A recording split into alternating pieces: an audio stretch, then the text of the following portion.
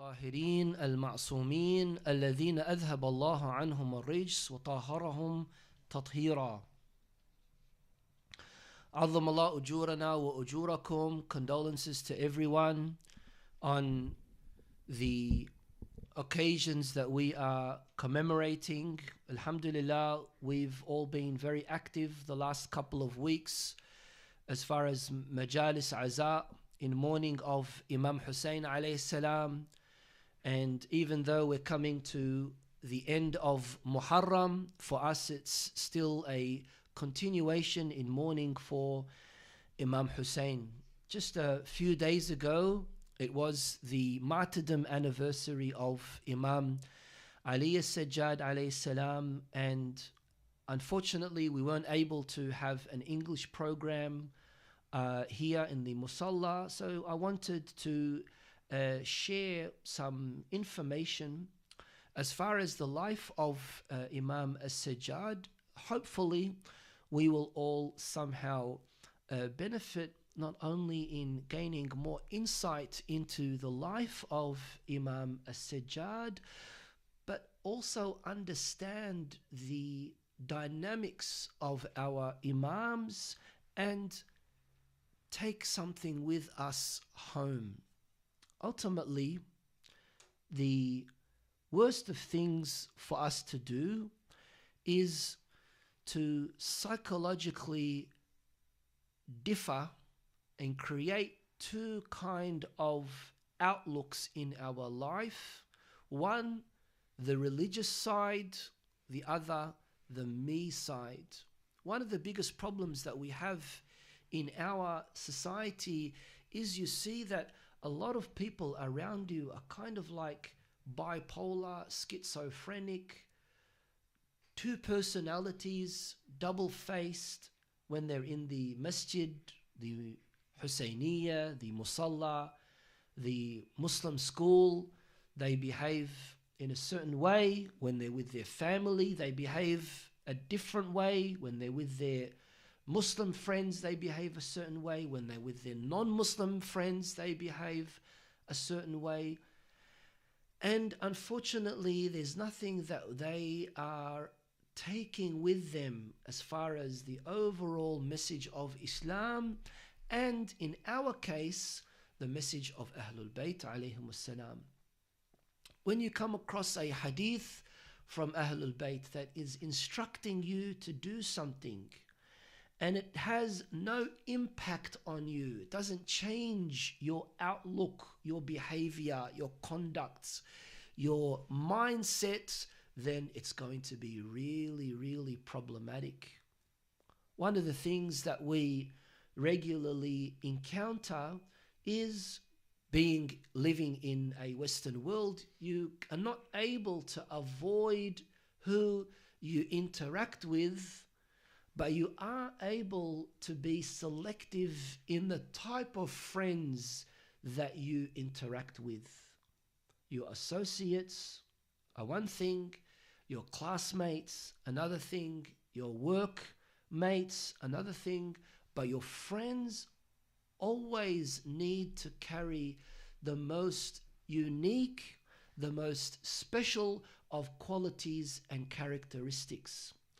And that is why in Arabic we say as-sadiq. As-sadiq comes from the word sidq. As-saduq. As-sadiq means someone who is truthful to you and genuine and honest and straightforward to you.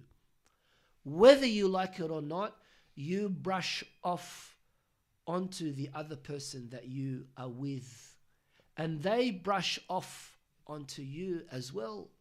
So if you're with someone who isn't a Muslim, or if you are with someone who is not a practicing Muslim, they have certain values that you don't agree with. Unfortunately, it's usually the case that we are weaker than those who are around us, and they start influencing you, invading your ideology, changing your attitude, your approach to things. You remember when I spoke about this before Muharram, and I said there was a statistics analysis that was made because of that abortion situation. You remember when I spoke about that, and it said that up to 19% of Muslims in America are absolutely fine with abortion, right? Where does this come from? Even though every Muslim knows that that's not the case. Or now you have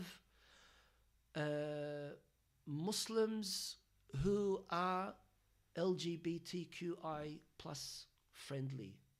Muslims for so-and-so. And they say, well, we're not, we're heterosexual, but, we sympathize with them. We say, Dawla khatiyya, masakin, they were born that way. And, if they want to do this or they want to do that, there are a lot of them like that now. A lot of Muslims who are sympathizers. Now, this itself needs to be addressed in the right way. Of course, it's a very dangerous area because, there'll be a media frenzy with anyone who tries in any way to object and say, Ya akhi, look, this is what it is and this is what we think. We have the Quranic approach. Lakum dinukum waliya din. You have your way and I have my way, but I'm not going to be shoving things down your throat. I'm not going to be going to your areas and say, Ghasban alaykum, you have to fast in Ramadan.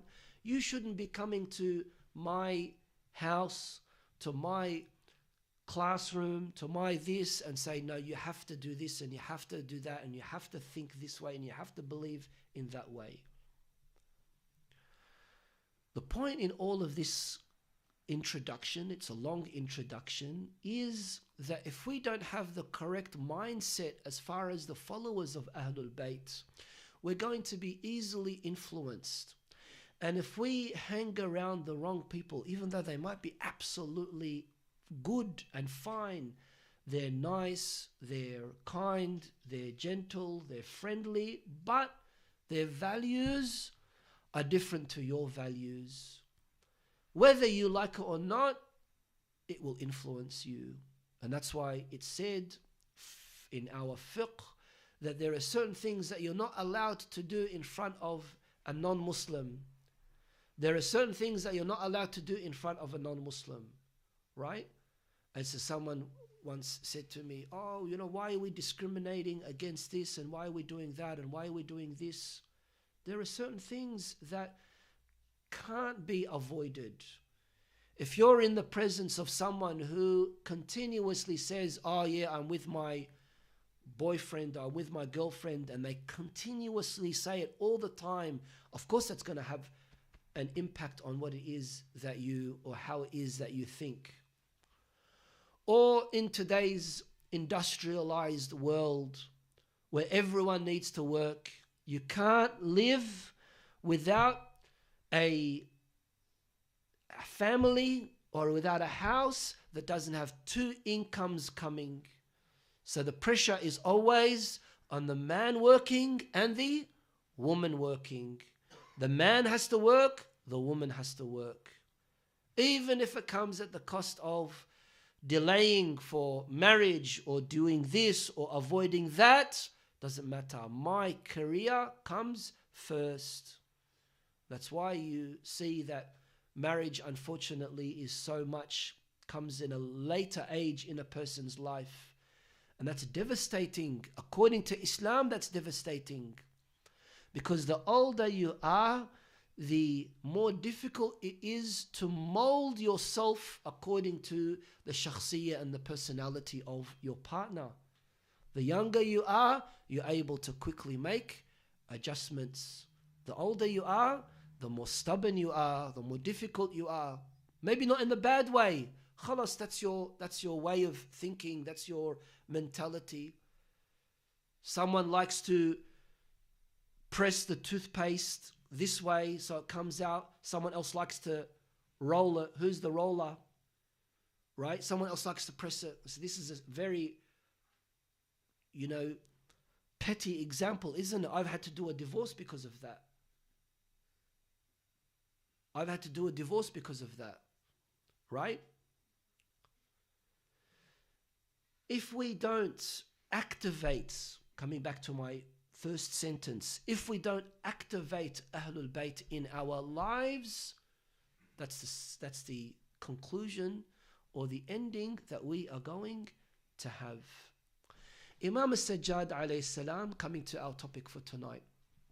Imam al-Sajjad salamullahi alayhi lived in an era that was extremely difficult, very, very challenging. Imam al-Sajjad was among the imams who had a long imamah. We have some imams who had a very short imamah, like Imam Hassan al-Askari, only 6 years. Imam Hussein, 10 years. Imam al-Mujtaba, 10 years. But Imam al-Sajjad, 35 years his imamah was. 35 years, that's a long time. And during this time, he lived in such an era that it is said in Al-Madinah al-Munawwara, there were no more than 20 Shia families in the city of Rasulullah sallallahu alayhi wa alayhi. Of course, how can you expect anything good to come out of that? Imam al-Sajjad, in comparison to the other imams, also lived a long life, we can say. He was martyred at the age of 57. You know, other imams more or less around about that or less. Imam al-Sajjad, after Karbala, assuming the position of imamah, he, of course, had that good, strong background because he was someone who had interacted with his grandfather, Imam Ali, because Imam al-Sajjad was born in the year 38 after Hijrah. Imam Ali was martyred in the year 40 after Hijrah. So he had 2 years of being with his grandfather, Imam Ali alayhi salam.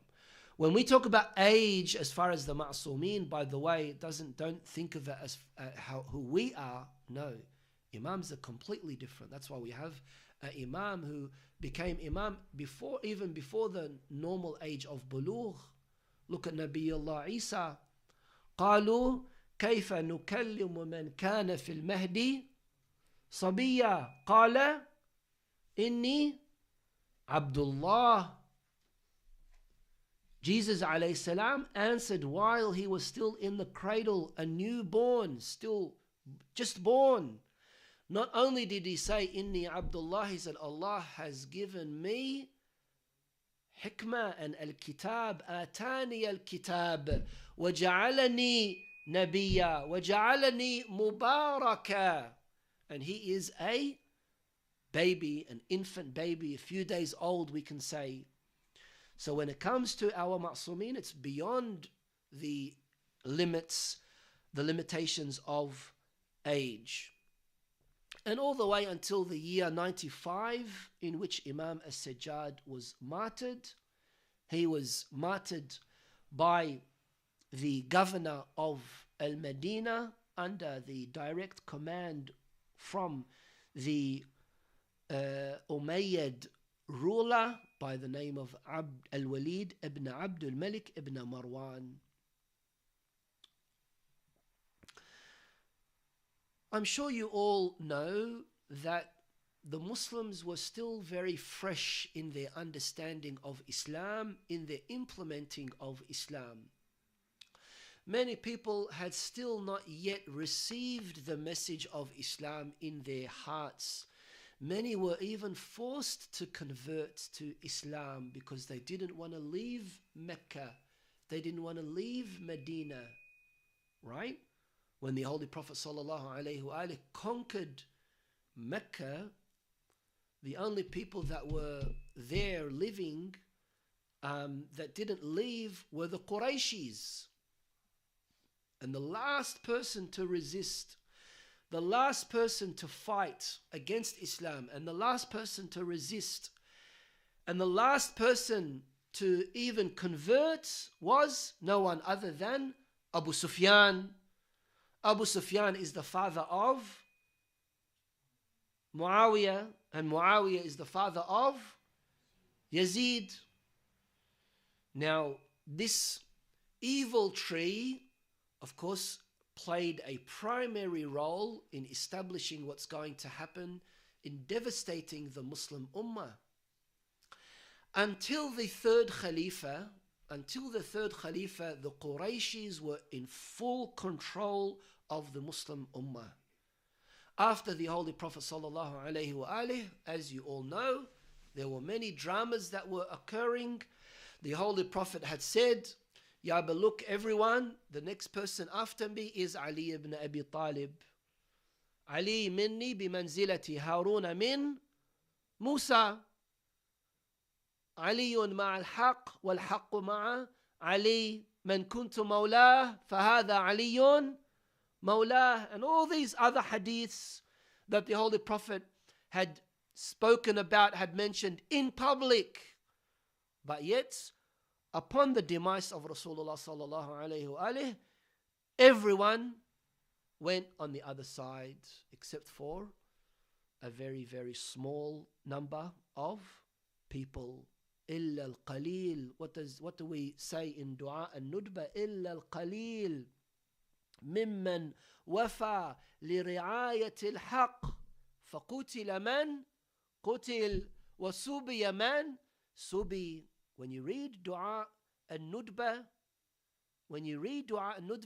it's a book of history. It's telling you a lot of events that occurred in early Islam. إلا القليل ممن رعى وفى لرعاية الحق. Of course, that in itself means that there were people who still had that old Arab mentality, that old tribal mentality. Why is it that the end result was the killing of Imam Hussein? The end result was قلوبهم معك وسيوفهم عليك. Their hearts were with Imam Hussein, but their swords were against Imam Hussein. Why is it that no one stopped to say anything in objection of the killing of Imam Hussein? Why is it that the women and children, the sabaya, when they were paraded and taken from town to town, city to city, people would ask, "من أي الأسارى أنتم?" Which captives, which family are you all from? No one knew who they were. No one knew who they were.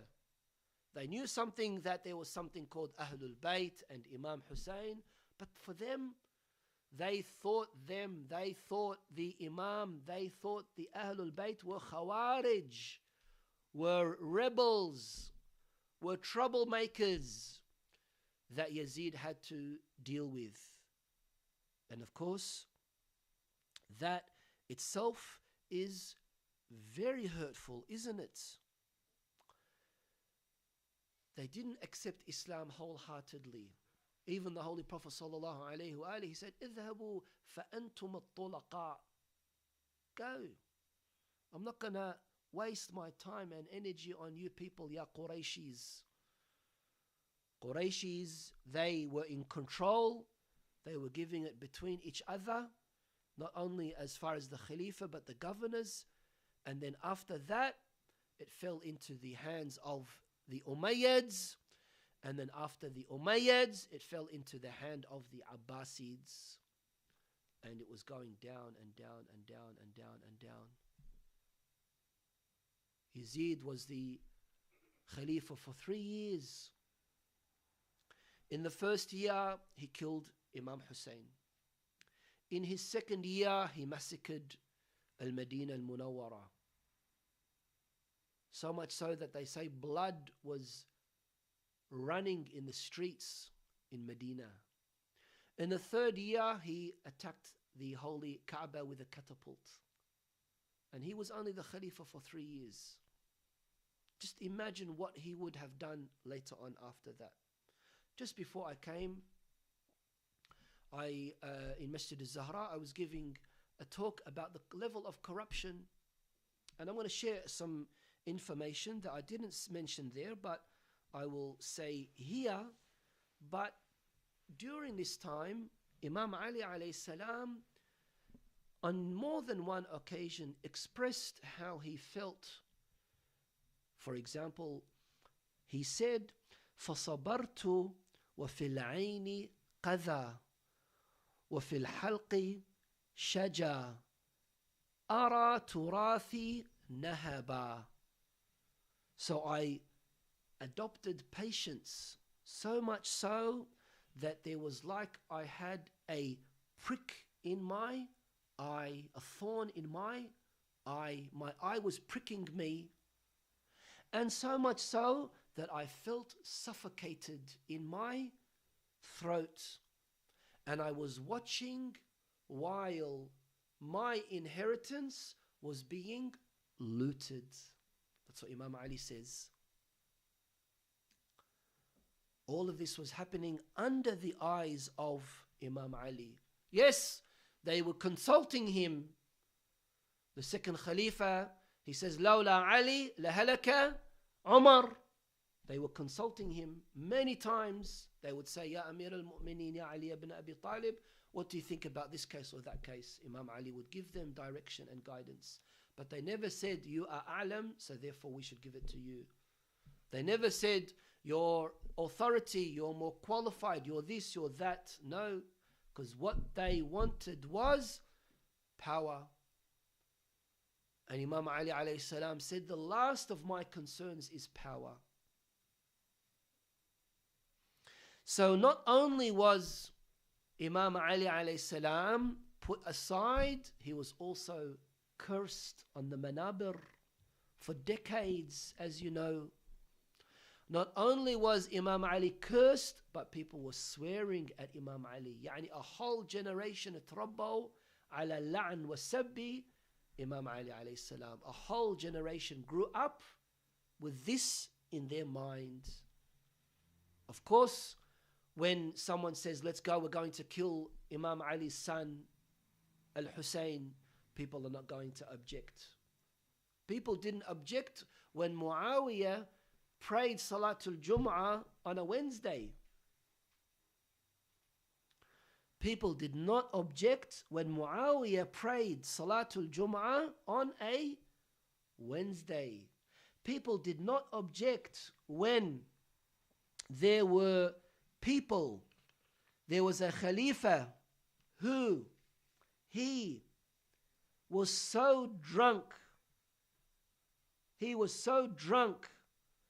that he asked his maid, his female maid, to wear his clothes and lead Salatul Jama'ah. And he did, and she did that. And no Muslims objected. No Muslims objected. You think they're going to object to the killing of Imam Hussein? And in the most atrocious of ways as well?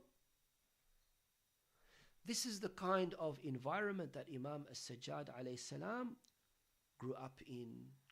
And also, this is what he had inherited, and now he wants to be the Imam to lead the Muslims.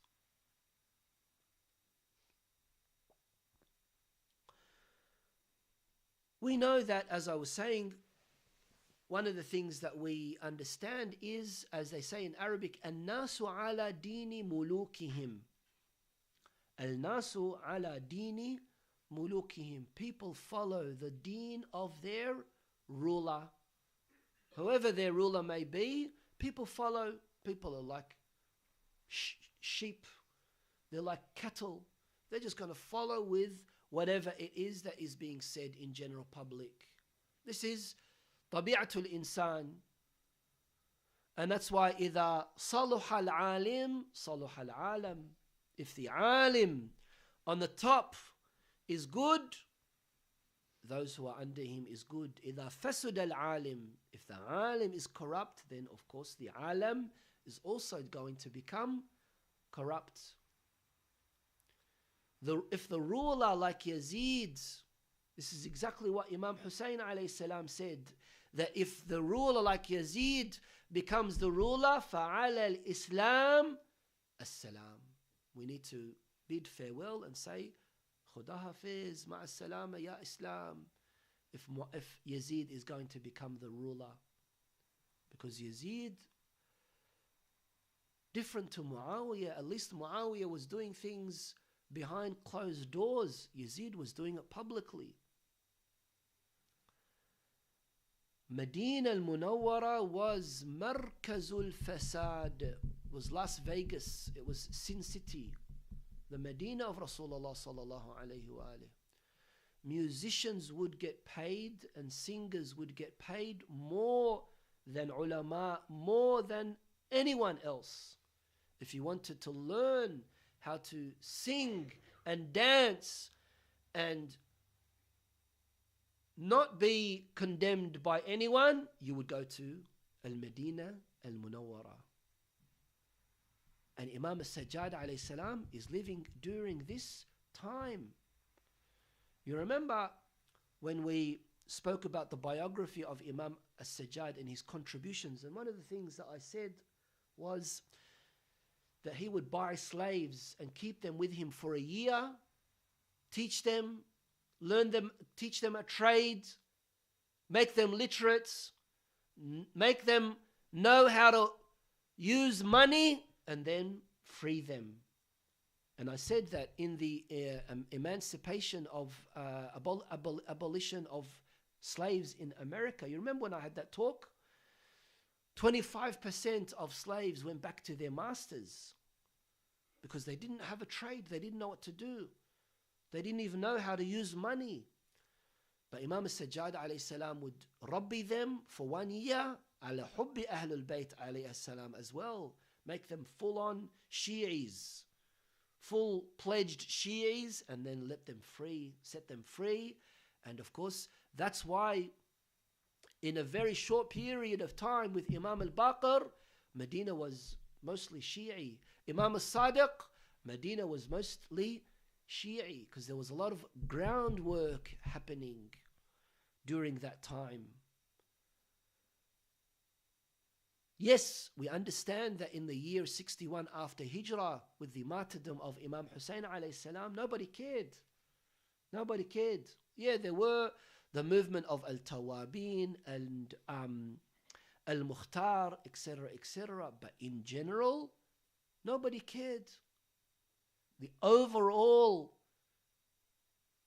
mass of of Muslims did not care, unfortunately. Now, how hard-hearted can one be to see that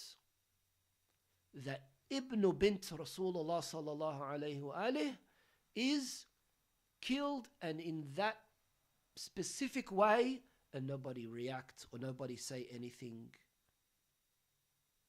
Where were the Sahaba? Where were the Tabi'un? Where were all of these so-called, religious Muslim people? This is, of course, the devastating reality. And that's why when you look at all of this, you understand that there's something really, really bad happening in the forefront of all of this.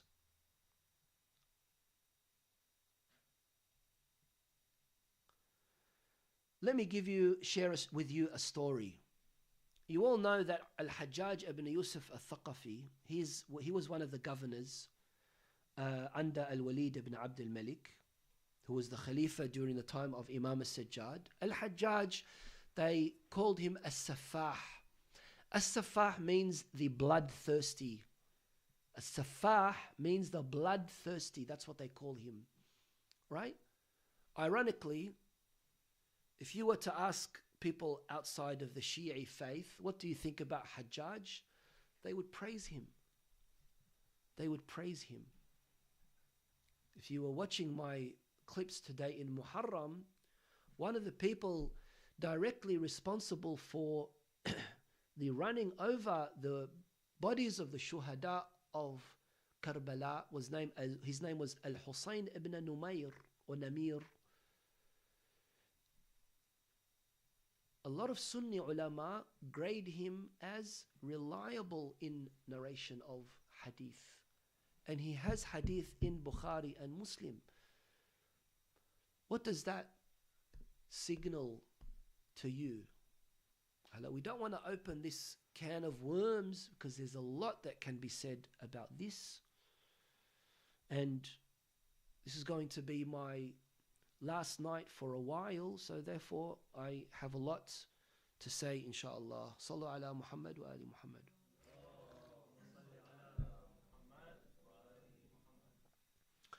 And so Al-Hajjaj, this bloodthirsty criminal, was the governor, and he was responsible for killing of tens and thousands of people. Someone came to him and he was complaining to the governor, to Al-Hajjaj. And this is what he said: Ya Amir, inna ahli aqawni. My family have done aq, the worst of things to me. Uquq is, aqul walidain is the opposite of birrul walidain. Birrul walidain means obedience to parents. Uquq al-walidain means disobedience to parents. And as you know, aq, someone who is aq, is someone who is, of course, committing the worst of sins. Imam al-Sajjad alayhi salam, he says, Inna aq al-walidain, someone who disobeys his parents, فَلْيَفْعَلْ مَا يَفْعَلْ لَنْ يَشُمُّ رِيحَ الْجَنَّةِ. Do what you do, you will never scent, you will never smell the fragrance of heaven. Yani, what doesn't matter how much you i'bid and pray and fast and everything, if you disobey your parents, you will never see heaven. This guy is complaining to Al-Hajjaj and he's saying, Inna ahli aqawni.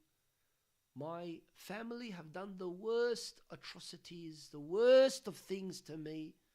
I don't know what to do. Hada Al-Hajjaj, Yaba said, what's going on? Smallah alayk khatiyya. What did they do? Abuse you? What did they do? You know what he said? Sammoni Ali.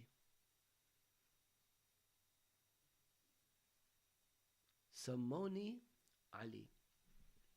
Do you understand here now, during the time of Ahlul Bayt alayhim salam, how much they were persecuted?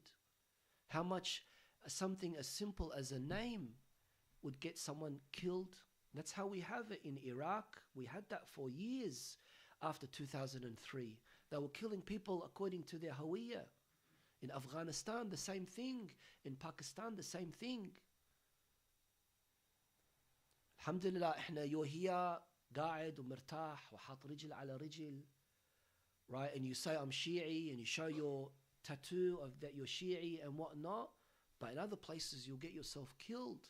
That's when you're going to be tested whether you are able to stick to your word or not. What did Al-Hajjaj do to compensate for this worse level of abuse? He made him a governor. He made him a wali of another Medina, another city. So just imagine this person who has nothing but hatred and hostility to Ahlul Bayt alayhim salam, made him a wali. قَدْ وَلَّيْتُكَ مَوْضِعُ كَذَا. I will appoint you as a wali, as a governor of so-and-so city. That was his compensation to this person who felt that he was extremely wronged by his parents because he was named Ali. Medina al-Munawwara, as I said, was so immoral, so corrupt because of Yazid, because of Bani Umayyah. Even Anas ibn Malik, al-Madhab al-Maliki, you know, Sunnis have 4 madhabs. What are they? Hanafi and Shafi'i and Hanbali and Maliki. Anas ibn Malik, right, was a musician. That's what I'm saying, that there were so many people, they would come to Medina, to Rasulullah sallallahu alayhi wa alihi, to learn music and become singers and dancers, and they were paid a lot. Like today, right? All these singers and whatnot, musicians and singers and that, they get paid more than any brain surgeon, right? You all know, this isn't my topic by the way, but you all know how Islam is against ghina, singing and dancing. You all know that, don't you? Islam is not against music بشكل عام. In general, Islam is not against music. Islam is against haram music and dancing and singing. That's what Islam is against. There's a hadith that says al-ghina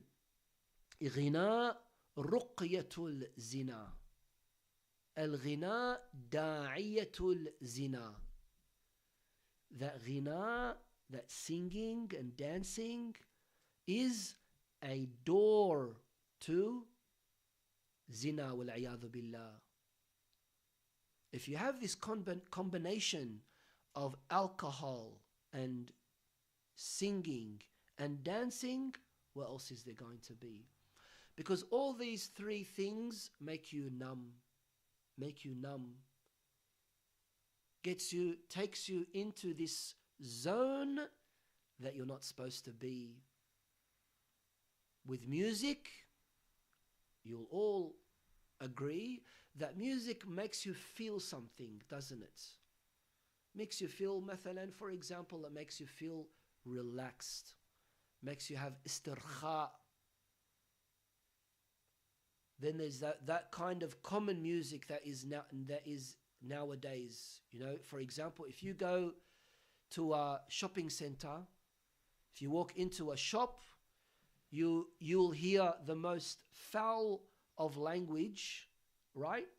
It's adi, the N-words, and all these songs. How many times do they say the N-word? It's normal to hear it in a song. It's normal to hear it being pumped in the what's his name, but to say it, or any of these other foul, vulgar kind of words and expressions that beyond any level of degrading, especially to women. Bas adi, not only will she make she'll like a listener, she'll dance to it on TikTok as well, with her hijab as well. I wish I can give examples of these words that are usually being said, but I'm sure all of you already know anyway. Oh yeah, but they don't mean it that way. Oh, this is fan, this is arts. But it's filth. It's degrading for anyone, let alone a female, let alone a Muslimah, let alone a muhajjaba, and she's dancing to her, or he's doing this to her, or whatnot. Why do you think we have these kind of harsh ahadith from Ahlul Bayt alayhim as-salam that speak about that?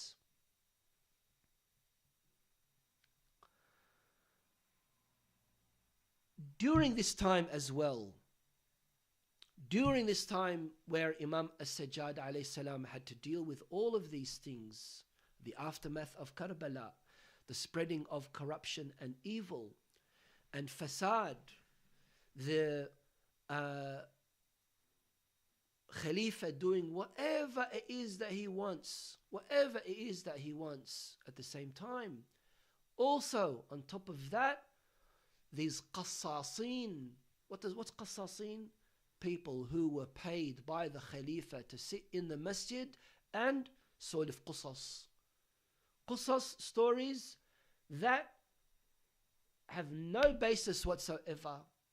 Fabricated stories like Israeliyat, for example.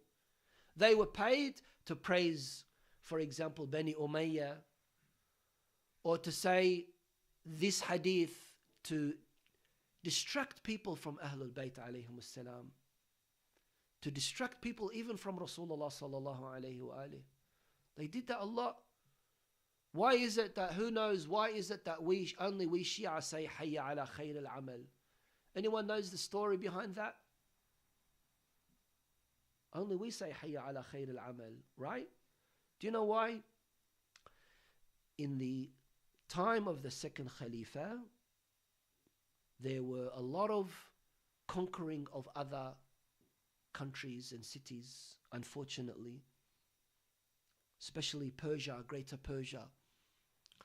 And they had a shortage, because it wasn't for a good cause, they had a shortage of volunteers who wanted to come and become soldiers, right? Now all of a sudden you've got the mu'adhin saying, Hayya ala khair al-amal. The Khalifa is saying, Khair al-amal is jihad. The mu'adhin is saying, Khair al-amal is salah. He said, from now on, no more Khair al-amal in your adhan, because Khair al-amal is jihad. Do you understand that mentality? Huh? Do you understand that mentality? And you've got people who are saying, MashaAllah, this is our Khalifa. Khalifatul Muslimin. مثل هذا the murderer of Khashoggi, شو اسمه? Muhammad bin Salman. What do they call him? Khadim al-Haramain. Khadim al-Haramain al-Sharifain. He's the custodian of Mecca and Medina. Again, no one's talking. No one is saying anything. So much so that people were not able to refer to Imam Ali alayhi salam in his name. That's why during this time we have many ahadith that are narrated. Qala Abu Zainab. Qala Abu Zainab. This is in Ilm al-Rijal, by the way. Biography of narrators. Abu Zainab was Imam Ali. They couldn't say Abu al-Hasan. They couldn't say Abu al-Hasanain. They couldn't say Ali ibn Abi Talib. So they would say Abu Zainab. This is the devastating situation that the Muslim Ummah was in. So, the main objective to all of this, especially with the singing and the dancing and the musicians and the corruption, occupy the shabab, occupy the youth, distract them from what is necessary, keep them away from their core values, keep them occupied. They won't think about our corruption and us spending and using from Baytul Mal and from the Muslim treasury as much as we want. Why do you think nowadays there are literally hundreds of corrupt, immoral channels, all of them directed on top of Iran? Any other country you have to pay, but all of the channels that come satellite over Iran, free of charge. Why? Anywhere else you have to pay. Even here in Australia, you don't get that many satellite channels as much as you get over there.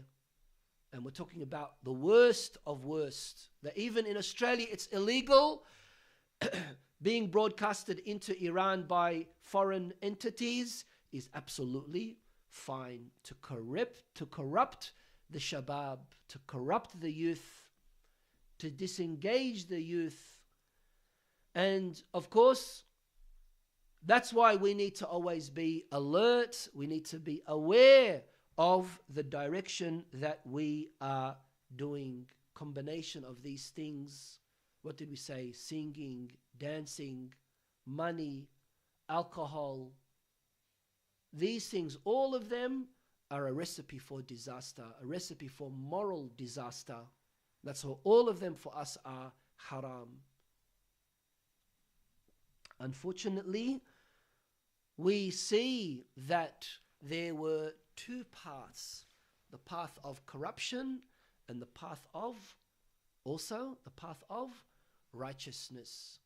During the time of Imam al-Sajjad salamullahi alayhi, you had those people who were attending majalisul lahwi wal la'ib, and you also had those who were attending majalis dhikrullah subhanahu wa ta'ala. Those who wanted to tarabba, they wanted to learn and benefit from Imam al-Sajjad salamullahi alayhi. Look at what he produced with al-Sahifa al-Sajjadiyya al-Kamila. There might be much more than what it is that we have with al-Sahifa al-Sajjadiyya as well, right? Also, in addition to that, Risalatul Huquq from Imam al-Sajjad as well. That's what his focus was. Imam al-Sajjad was trying to work on that level of people to counter the corruption that was happening. This was the social, this was the political kind of approach of Imam al-Sajjad. Imam al-Sajjad was focusing on the akhlaqi, the spiritual, the disciplining side of the Muslims. And he was very, very effective and very successful in that. Which is exactly why we can see that he created that foundation for Imam Muhammad al-Baqir alayhi salam to be able to deliver that much information, and Imam al-Sadiq as well. That's why we call our madhab al-madhab al-Ja'fari, because up to 60% of our heritage comes from Imam Muhammad al-Baqir and Imam Ja'far al-Sadiq. But if it wasn't for the groundwork that Imam al-Sajjad had done in al-Madinah al-Munawwara, it would not have reached that particular stage. In regards to Imam al-Sajjad, let's have a look at how he dealt with the aftermath of Karbala. As the hadiths say, that Imam al-Sajjad became one of al-Bakka'un al-Khamsa, one of those who excessively wept all the time. There's one hadith from Imam al-Sajjad. He said that as much as the Holy Prophet sallallahu alaihi wasallam wassa al-ummah, he informed the ummah, ya but take care of Ahlul Bayt, as much as that, these people would not have been able to do worse than what it is that they did. And if the Holy Prophet would have said, I wasi all of you, I want all of you Muslim Ummah to do the worst to my Ahlul Bayt. Imam al-Sajjad is saying that even if the Prophet would have said that, they wouldn't have been able to do worse than what they already did. That's really bad, isn't it? This is what he said. Wallahi, لو أن النبي صلى الله عليه وآله وسلم تقدم إليهم في قتالنا. يعني he told the people, fight أهل البيت كما تقدم إليهم في الوصية بنا. The same way as he had told them to take care of us, لما زادوا على ما فعلوا بنا. They would not have done more than what it is that they already had done. Imam al-Sadiq alayhi salam, he says, إن جدي علي بن الحسين عليه السلام بكى على أبيه 20 سنة وما وضع بين يديه طعام. He wept for 25 years, and there was never a time where Imam al-Sajjad would have food in front of him and him not weeping in memory of Imam al-Hussein, his grandfather, salamullahi alayh. Someone came to Imam al-Sajjad and said to Imam al-Sajjad, is it not enough of you crying? Is it not enough that you are shedding that many tears in memory of the tragedy of Karbala? Imam al-Sajjad said to him, Wayhak, woe unto you. Yaqub, his son, he had 12 sons. He lost one of them for a short period of time, and he wept so much that he became blind. What about what happened to my father?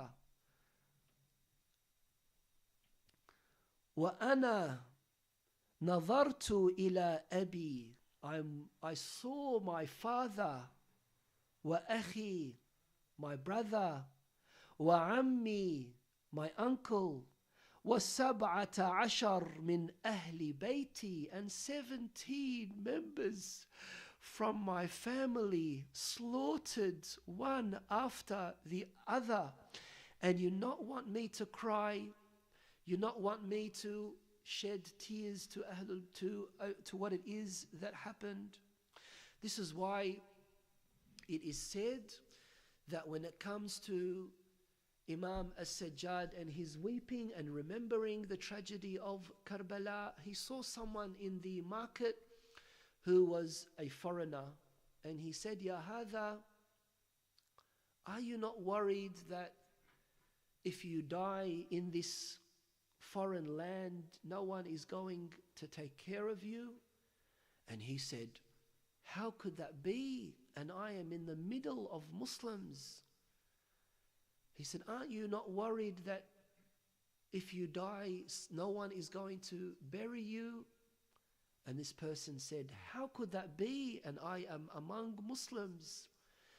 And then Imam al-Sajjad alayhi salam again wept another time, and he said, La yawmka yawmuka ya Aba Abdillah, that you stayed on the plains of Karbala for 3 days without being buried.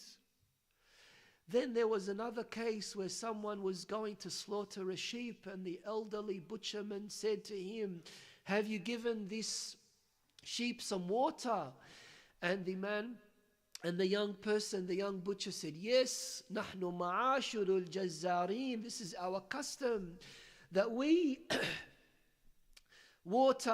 give water to the sheep before we slaughter them. And then Imam Hussein alayhi, and then Imam al-Sajjad again remembered his father, and he said, there's no day like the day of Aba Abdillah, Mata Atashana, that he was also slaughtered while he was thirsty as well. No respect at all given to any of the members of Imam Hussein alayhi salam. But most importantly, on the day of Ashura, when they were attacking the tents, when they were pillaging the young women and the young children, when they had burnt the tents as well, there were children running from tent to tent. Sayyida Zainab alayhi salam, she came to Imam al-Sajjad. She came to him and she said to him, you are our Imam, you are the Imam of our time. What do we do? What is it that we should do? Then Imam al-Sajjad turned to her and he said to her, Alaykunna bil firar, run away, flee, run away from the burning tents, run away from the pillaging of the evil enemies of Ahlul Bayt alayhum salam. On the day of the washing of Imam al-Sajjad, Imam Muhammad al-Baqir was seen shedding tears and weeping. Of course, as we know, Imam al-Sajjad was killed by being poisoned. And after living the excruciating pain of the poisoning, he departed this world. Imam al-Baqir was busy washing the body of Imam al-Sajjad, and at the same time he sat in the corner weeping. Someone by the name of Jabir Al-Ju'fi said to him, Ya Imam, why are you crying? Why are you shedding tears? Had something happened? Then Imam al-Baqir said, there's something that I saw in my father that I had never seen before. And they were the signs, they were the marks of the chains that were around his neck and around his shoulders from Al-Jami'ah, because of when he was held in captive for all of those days, taken and paraded from city to city, from Karbala to Kufa, and then all the way to Sham. Which is exactly why when someone asked Imam al-Sajjad, what is the worst experience that you had endured throughout the massacre, throughout the tragedy? Was it the decapitating of the head of your father? Was it the trampling of the body of the shuhada by the horses? Was it the burning of the tents? Was it the captivating of you and putting you on camels without saddles? Imam al-Sajjad alayhi salam replied, Asham, Asham, Asham, ala la'natullahi ala al-qawm al-zalimin. وسيعلم الذين ظلموا آل محمد أي منقلب ينقلبون والعاقبة للمتقين. Let's stand up for ziyarah inshallah. بسم الله الرحمن الرحيم. السلام عليك يا حبيبي يا رسول الله. السلام عليك يا خاتم الأنبياء والمرسلين. السلام عليك وعلى أخيك وابن عمك علي أمير المؤمنين. السلام عليك وعلى ابنتك فاطمة الزهراء الصديقة الشهيدة سيدة نساء العالمين. السلام عليك وعلى ولديك الحسن والحسين سيدي شباب أهل الجنة. السلام عليك يا أبا عبد الله. السلام عليك يا ابن رسول الله. السلام عليك وعلى الأرواح التي حلت بفنائك. عليك منا جميعا سلام الله أبدا ما بقينا وبقي الليل والنهار، ولا جعله الله آخر العهد منا لزيارتك.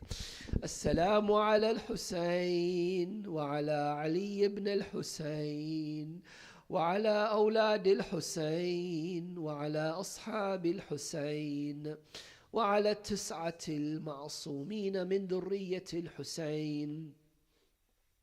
السلام عليك يا مولانا يا صاحب الزمان. السلام عليك يا خليفة الرحمن. السلام عليك يا شريك القرآن. السلام عليك يا إمام الإنس والجان.